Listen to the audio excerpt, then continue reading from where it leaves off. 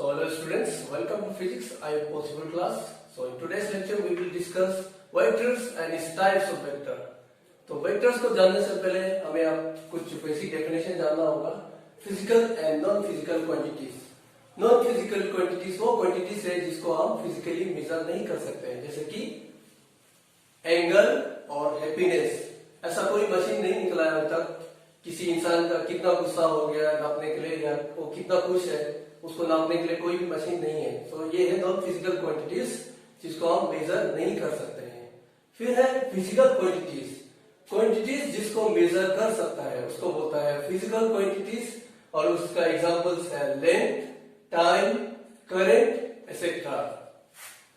तो वर्डिंग में the quantity which cannot be measured are called non-physical quantities. Example: anger, happiness, etc. Physical quantity. The quantity which can be measured are called physical quantity. Example: length, time, current, etc.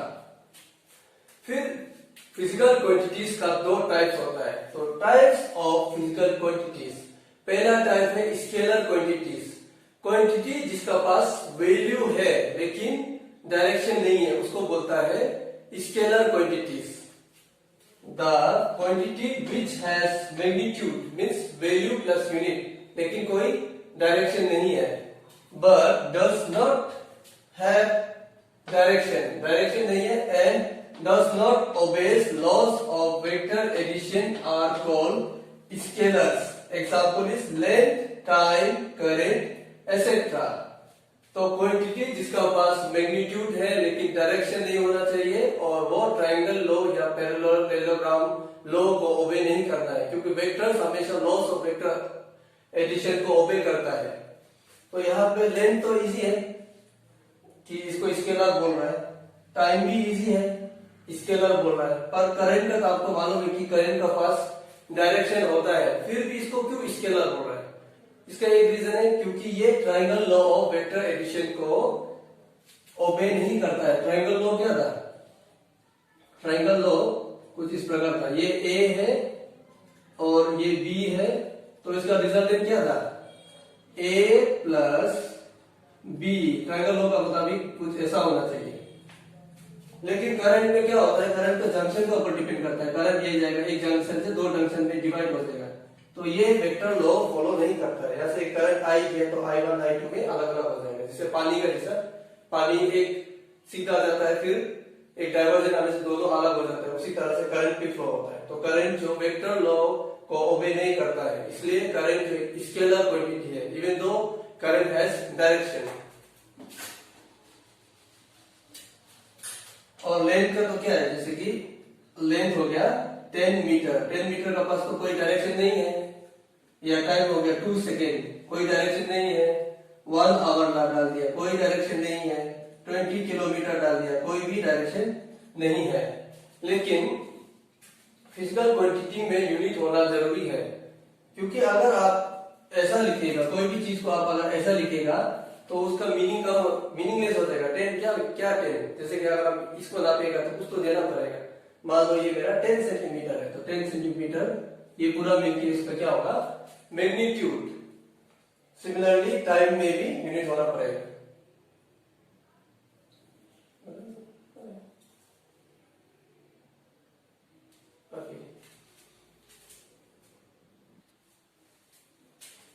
फिर हम discuss करेंगे vectors. Vectors वो कोई फिर हम discuss करेंगे vectors. The quantities which has magnitude as well as direction and obeys laws of vector addition are called vector quantities. और इसका एग्जांपल है डिस्प्लेसमेंट जिसका पास वैल्यू भी है, यूनिट भी है और डायरेक्शन भी है. Velocity, force etcetera.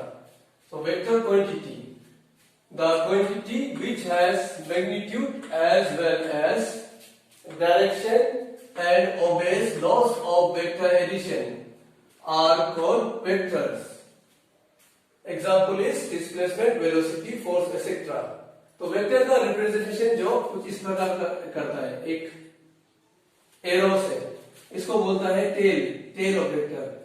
इसको टेल बोलता है और एरो जो होता है उसका हेड. वेक्टर का रिप्रेजेंटेशन एक एरो से करता है, इसको टेल बोलता है और इसको हेड बोलता है। तो फॉर एग्जांपल, और हमको वेक्टर क्यों चाहिए, जैसे कि मान लो मैं कहीं पे, आप यहाँ पे है और मेरे सामने एक स्टूडेंट है और बहुत बड़ा इलाका है, मतलब ये आप सेंटर में हो, यहाँ से पूरा 10 किलोमीटर है, 10 किलोमीटर पूरा, इस साइड पे 10 किलोमीटर। तो हम उसको बोला है कि जाके 10 किलोमीटर आसपास पूरा 10 किलोमीटर है, तो हम स्टूडेंट को बोला है 10 किलोमीटर से जाके मेरा कुछ सामान लेके आओ। तो मीन्स बड़ा ग्राउंड है, पैदल जाके 10 किलोमीटर या 10 मीटर जो भी मान लो, वहां से कुछ सामान लेके आओ। तो 10 किलोमीटर सुन के अगर चल देगा तो उसको मालूम ही नहीं चलेगा कहाँ जाना है, जबकि हम सामान अपना ईस्ट में रखा होगा, ईस्ट में। तो उसको हम क्या बताना पड़ेगा, एक डायरेक्शन भी बताना पड़ेगा, 10 किलोमीटर ईस्ट में जाओ, वहां पे सामान मिलेगा, उसको लेके आओ। तो उसमें वेक्टर का यूज होता है। अगर आप डायरेक्शन स्पेसिफाई नहीं करेगा तो वो बच्चा जो कभी ढूंढ ही नहीं पाएगा मेरा सामान को, आसपास पूरा ढूंढना पड़ेगा, पूरा इलाका चलना पड़ेगा उसको 10 किलोमीटर का रेंज का अंदर। तो वेक्टर का इस्तेमाल डायरेक्शन देने से इजी हो जाता है, कोई भी चीज को अगर प्रॉपर डायरेक्शन दे देगा तो एग्जांपल है जैसे कि 10 मीटर ईस्ट, ये एक डायरेक्ट वेक्टर है, ये इसका मैग्नीट्यूड है, 10 मीटर जो इसका मैग्नीट्यूड है, ईस्ट जो इसका डायरेक्शन है, 20 मीटर पर सेकेंड ईस्ट। गाड़ी जो ईस्ट का तरफ 20 मीटर पर सेकेंड से जा रहा है, ये किसका यूनिट है, वेलोसिटी का यूनिट है। तो 20 मीटर पर सेकेंड जो इसका मैग्नीट्यूड है और ईस्ट जो डायरेक्शन है, force equal to 10 newton I cap. 10 newton जो मैग्नीट्यूड है और I cap means X direction में अप्लाई हो रहा है, तो उसका डायरेक्शन है। अब हम देखेगा टाइप्स ऑफ वेक्टर्स। तो वेक्टर का पहला टाइप है इक्वल वेक्टर्स। वेक्टर जिसका पास सेम मैग्नीट्यूड है, सेम डायरेक्शन में है और सेम यूनिट है, उसको बोलता है इक्वल वेक्टर्स।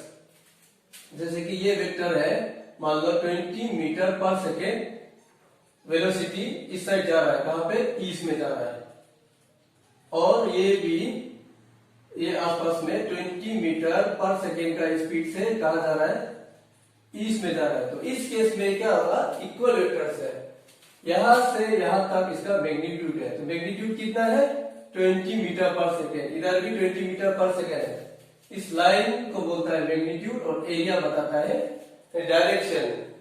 तो 20 मीटर पर सेकेंड मैग्नीट्यूड सेम है और डायरेक्शन भी सेम है और यूनिट भी सेम है। यूनिट क्या है, मीटर पर सेकेंड। तो इसको बोलेगा इक्वल वेक्टर्स। पर अगर आपको ऐसा दे देगा 20 न्यूटन ईस्ट दे देगा, तो इस केस में ये दोनों इक्वल वेक्टर्स नहीं होगा, क्योंकि इसका यूनिट सेम नहीं है, डायरेक्शन सेम है, मैग्नीट्यूड सेम है, बट यूनिट सेम नहीं है। तो तीनों सेम होना होगा, first magnitude, direction as well as unit, तो उसको बोलेगा equal vectors. Vectors having equal magnitude, same direction and equal units are called equal vectors. Equal magnitude, same direction और इक्वल यूनिट होना है। तो एग्जांपल के तौर पर आप लिख सकता है 10 मीटर ईस्ट, कुछ भी ले सकता है। तो ये भी मान लो 10 मीटर ईस्ट रहेगा, तो इसका जो मैग्नीट्यूड जो सेम है, डायरेक्शन भी सेम है, यूनिट भी सेम है। तो ये मेरा एग्जांपल का तौर पे है, ये इक्वल वेक्टर्स। अनइक्वल वेक्टर अगर आपको पूछा जाएगा तो क्या होगा, vectors having unequal magnitude are called unequal vectors. जिसका मैग्नीट्यूड इक्वल नहीं होगा, जो वैल्यू होगा उसको बोलेगा अनइक्वल। अनइक्वल को किसे शो करेगा, जैसे मान लो ये 10 मीटर ईस्ट होगा, तो ये अगर मान लो ये तो 5 मीटर ईस्ट। तो पहले आपको क्या देखना है, मैग्नीट्यूड सेम है ना, नहीं है। ये दोनों का मैग्नीट्यूड टोटली डिफरेंट है, भले ही डायरेक्शन सेम हो, तो मैग्नीट्यूड सेम नहीं होने से उसको बोलेगा अनइक्वल वेक्टर्स। और ये ऐसा भी हो सकता है 5 मीटर ईस्ट, अनइक्वल वेक्टर्स, और उसका डायरेक्शन भी सेम नहीं होगा। Vectors having unequal magnitude, different direction and unequal units are called negative vector. इसका जस्ट ऑपोजिट लिख रहा है। फिर आ गया अनइक्वल वेक्टर्स के बाद नेगेटिव वेक्टर।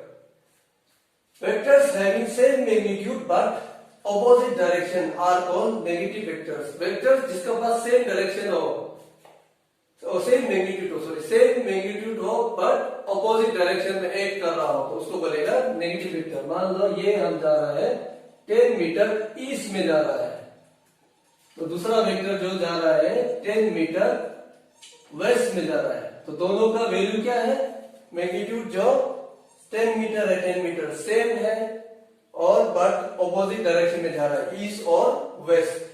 एक जा रहा है ईस्ट का तरफ, एक आ रहा है वेस्ट का तरफ, तो इसको बोलेगा negative vectors.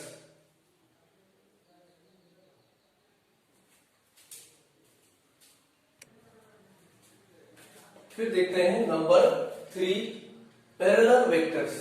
Vectors acting in the same direction are called parallel vectors. कोई भी वेक्टर्स अगर सेम डायरेक्शन में जा रहा है तो उसको बोलेगा पैरेलल वेक्टर्स। फॉर एग्जांपल हमने यहाँ लिया वेक्टर ए और वेक्टर बी, ये दोनों सेम डायरेक्शन में जा रहा है और वेक्टर्स का एंगल निकालने के लिए हमको क्या करना होगा, टेल टू टेल जोड़ना होगा। इसका टेल और इसका टेल को जोड़ के देखना होगा कि एंगल क्या होगा। इसका टेल और इसका टेल को जोड़ेगा तो क्या एंगल मिलेगा, इसका टेल इस साइड है, इसका टेल इस साइड है, दोनों टेल को जोड़ेगा तो क्या एंगल मिलेगा, इसका टेल ये मान लो ये इसका टेल है, तो अगर ये ऊपर इसके साथ जोड़ देगा तो कितना एंगल होगा, एंगल 0 होगा। तो एंगल जोड़ने के लिए आपको क्या करेगा, वेक्टर का टेल टू टेल जोड़ेगा तो इसका एंगल होगा 0। जब ये ऐसे करके इसको आप जोड़ देगा तो एक साथ ही एक ही डायरेक्शन में जा रहा है, एक का ऊपर एक है, जोड़ देगा तो क्या होगा, एंगल 0 हो जाएगा। फिर हो गया anti parallel vectors. Number 4, vectors acting in the opposite direction are called anti parallel vectors. Vectors acting in the opposite direction, तो उसको बोलता है एंटी पैरेलल वेक्टर। हमने दो वेक्टर माना, वेक्टर ए जो उस तरफ जा रहा है, वेक्टर बी जो इस तरफ आ रहा है, तो फिर इसका एंगल निकालने के लिए क्या करेगा, इसका टेल और इसका टेल को जोड़ देगा, जो कि हमने यहाँ जोड़ दिया है। जोड़ने से क्या मिला हमको, 180 डिग्री मिला एंगल। तो ये दोनों के बीच का एंगल क्या होगा, 180 डिग्री। तो एंगल निकालने के लिए हमको टेल टू टेल को ज्वाइन करना होगा।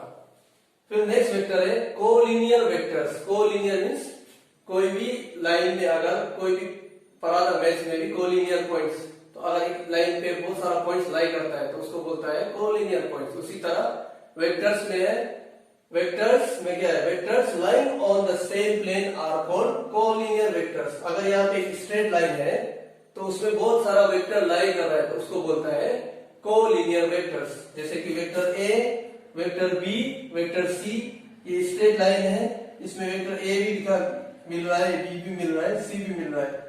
जब हम यहाँ से स्ट्रेट ड्रॉ किया तो उसमें बहुत सारा वेक्टर जो एक ही लाइन में मिल रहा है, तो ये लोग वेक्टर लोग क्या है, कोलिनियर है।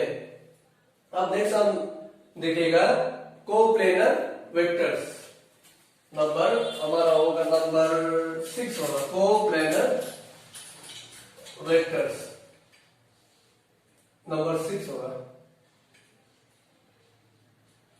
तो जैसे कि कोलिनियर में क्या कहता है, लाइन में, तो coplanar means vectors lying on the same plane, उसको बोलेगा कोप्लेनर वेक्टर्स।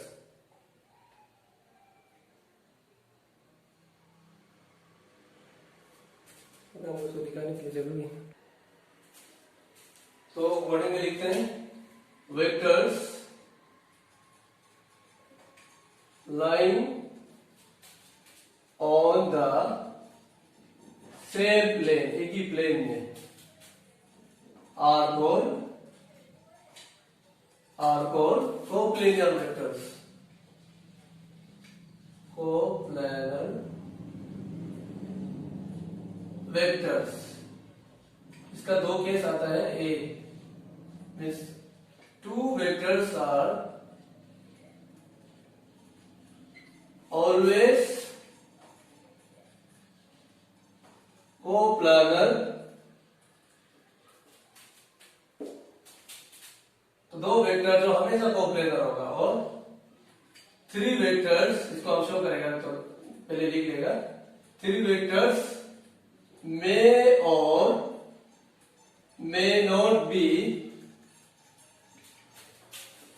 कोप्लेनर। तीन वेक्टर कोप्लेनर हो भी सकता है और नहीं भी हो सकता है। तो एग्जाम्पल के तौर पे देख लो, जैसे कि ये हो गया दो वेक्टर का, ये एक वेक्टर ये दूसरा वेक्टर, तो क्या कौन सा प्लेन में लाई कर रहा है? बुक वाला प्लेन में लाई कर रहा है। तो अगर ये ऐसा होगा, ऐसा होने से ये एक ही प्लेन में लाई कर रहा है। अगर ये ऐसा रहेगा, स्ट्रेट एंटीपैरेलल भी रहेगा तो भी एक ही प्लेन में लाई कर रहा है, बुक वाला प्लेन में लाई कर रहा है। फिर से देखिए, दो वेक्टर्स अगर ऐसा होगा तो ये बुक वाला प्लेन एक ही प्लेन में लाई कर रहा है। अगर ये ऐसा होने से भी ये प्लेन में लाई कर रहा है, ऐसा रहेगा, ऐसा बैठने से भी ये प्लेन एक ही प्लेन में लाई कर रहा है, ऐसा रहने से भी एक ही प्लेन में, मीन्स ये सिर्फ एक्स वाई या 2D प्लेन में ही लाई करेगा। तो ऐसा होने से भी ये प्लेन में लाई करेगा, उल्टा होने से भी ये प्लेन में लाई करेगा। तो दो वेक्टर जो हमेशा सेम प्लेन में लाई करेगा, अगर वो प्लेन ऐसा भी हो सकता है, ऐसा भी हो सकता है, जैसा भी हो, पर वो उस प्लेन में लाई करेगा। जैसे कि ये दो वेक्टर्स हो गया, ऐसा लाई कर रहा है। फिर अगर इसको हम ऐसा रख देगा तो यहाँ पे लाई कर रहा है, ऐसा रख देगा तो यहाँ पे लाई कर रहा है। तो दो वेक्टर्स जो हमेशा कोप्लेनर होगा। पर तीन वेक्टर का केस में, अब मान लिया मेरे तो दो वेक्टर है, तो तीन वेक्टर जो कोप्लेनर हो भी सकता है और नहीं भी हो सकता है। तो मान लो ये हो गया एक्स वाई जेड, तो तीन वेक्टर अगर ऐसा है तो क्या ये कोप्लेनर है? कोप्लेनर नहीं है, क्योंकि ये दोनों का प्लेन तो सेम है, बट जो स्क्रीन का तरफ है ये इसका कोप्लेनर, इसका वेक्टर जो प्लेन में, ये वेक्टर जो प्लेन में लाई नहीं कर रहा है। अगर ये ऐसा हो गया तो ये लाई कर रहा है, ये लाई नहीं कर रहा है। ऐसा हो गया तो ये दोनों लाई कर रहा है, ये लाई नहीं कर रहा है। तो थ्री वेक्टर्स जो कोप्लेनर नहीं है इस केस में। लेकिन कब कोप्लेनर होगा? अगर ये ऐसा होने से कोप्लेनर हो जाएगा, कुछ इस प्रकार से होने से कोप्लेनर हो जाएगा। अभी देखो अब ये कोप्लेनर आ गए, ये वेक्टर्स आप कोप्लेनर हो गया, तीनों एक साथ है, एक ही प्लेन में। तो तीन वेक्टर जो कोप्लेनर हो भी सकता है और नहीं भी हो सकता है, तो डिपेंड करता है।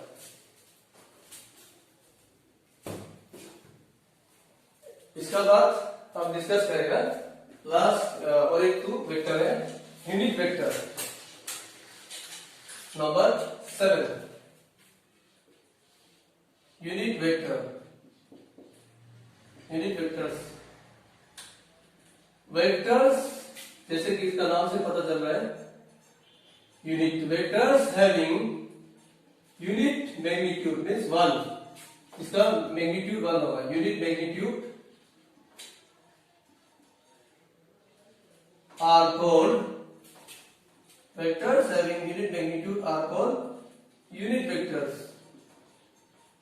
जिसका पास यूनिट मैग्नीट्यूड होगा उसको बोलता है यूनिट वेक्टर्स। इसका काम क्या है? किसी भी वेक्टर का डायरेक्शन को सिर्फ बताना, इसका मेन पर्पस है डायरेक्शन को बताना। It is used to represent direction of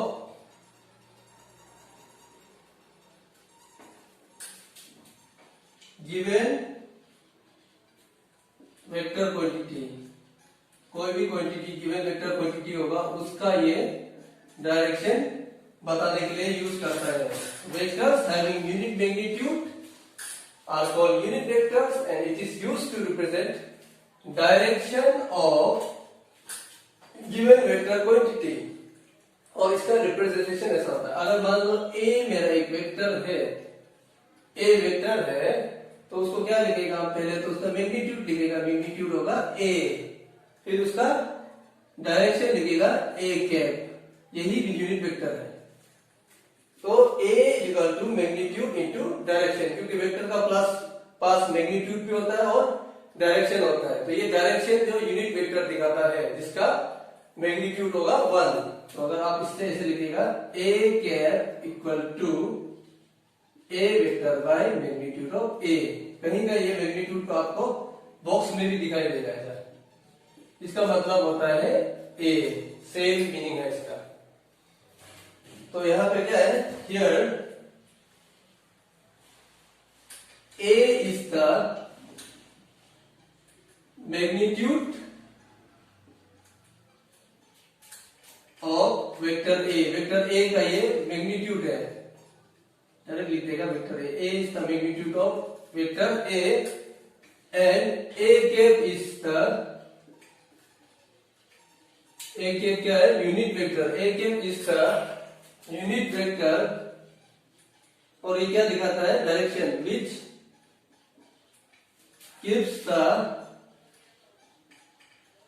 gives or shows the direction of vector A. तो A के यूनिट वेक्टर है जो वेक्टर A का डायरेक्शन को दिखाता है तो इसको बोलता है यूनिट वेक्टर। और हमारा लास्ट वेक्टर होगा ऑर्थोगोनल वेक्टर, नंबर 8 होगा orthogonal vector. Orthogonal means perpendicular, so orthogonal vectors ये कुछ भी नहीं है, जो अगर दो वेक्टर एक दूसरे से 90 डिग्री में होगा तो उसको बोलता है ऑर्थोगोनल वेक्टर्स। तो क्या लगेगा वेक्टर्स एक्टिंग इन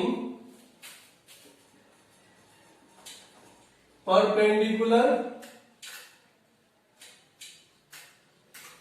direction